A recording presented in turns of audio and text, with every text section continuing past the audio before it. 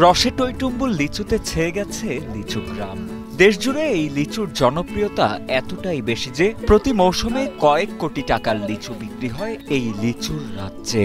মঙ্গলবার লিচু ইউটিউবে অনেক দেখছি, ঘুরে ঘুরে দেখতেছি, এখন কিনে নিয়ে যাবো আর কি।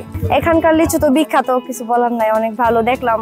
কিশোরগঞ্জের পাকুন্দিয়া পৌর এলাকার পূর্ব দক্ষিণে অবস্থিত ছোট্ট এক গ্রাম মঙ্গলবাড়িয়া।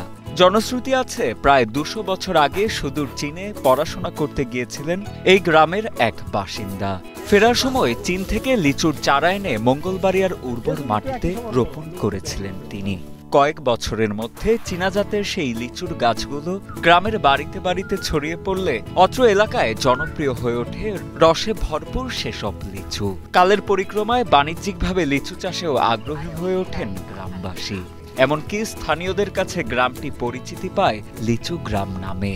আমাদের এই গ্রামটাকে এখন লিচু গ্রাম হিসাবে চিনে।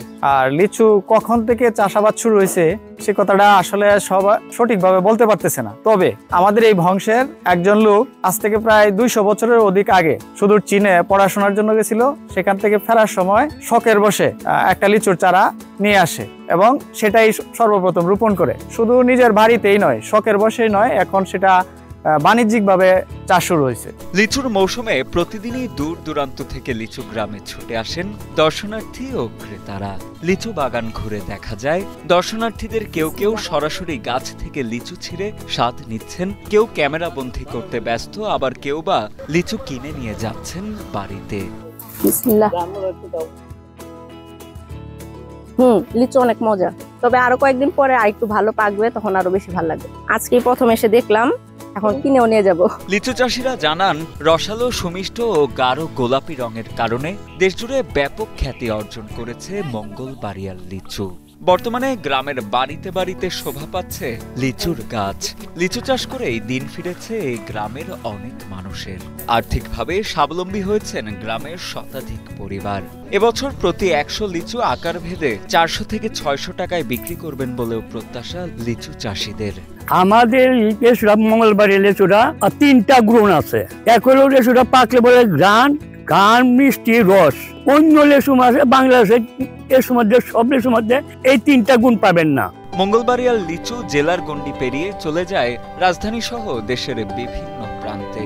দর্শনার্থী ও ক্রেতারা জানান কেবল নজরকাড়া রঙই নয়, স্বাদে মানেও অনন্য মঙ্গলবাড়িয়ার লিচু। দাম কিছুটা বেশি হলেও অন্য সব লিচুর চেয়ে এই লিচু খেতে বেশ মিষ্টি হয় বলেও জানান তারা। বাজারের তুলনায় এই জায়গায় 2 টাকা বেশি হইলেও আমার মতে এই জায়গার লিচুগুলো অনেক ফ্রেশ, মাইন্ড যাই হোক অনেক আলাদা একটা অনুভূতি পাওয়া যায়। এখানকার লিচু আমরা দেখছি, খাচ্ছি, তারপর ক্রয় করছি। এখানকার লিচু একদম অমৃত বলা যায়।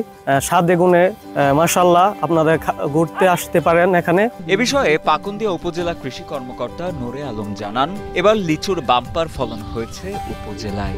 উপযুক্ত দাম ও লাভের আশায় দিন দিন গ্রামের বাসিন্দারা লিচু চাষে আগ্রহী হচ্ছেন।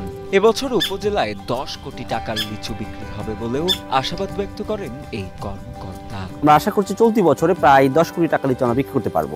এখানে যখন লিচু মৌসুম শুরু হয় তখন বাংলাদেশের বিভিন্ন প্রান্ত থেকে লিচু প্রেমীরা এখানে ছুটে আসেন। তারা শুধুমাত্র মঙ্গলবাড়িয়া গ্রামে গিয়ে ভিড় করেন। আমি আগত দর্শনার্থীদের অনুরোধ করব, আপনারা শুধুমাত্র এই মঙ্গলবাড়িয়া ছোট্ট একটি গ্রামে ভিড় না করে সমগ্র আমাদের পাকুন্দিয়ার, কুমারপুর, নারান্দি বা হোসেনদিতে চলে আসেন, এই গ্রামগুলো ভিজিট করেন। আপনারা যেমন নতুন স্বাদের লিচু উপভোগ করতে পারবেন, পাশাপাশি এই এলাকার লোকেরাও কিন্তু নতুন নতুন লিচু বাগানের সিজনে উৎসাহী হবে।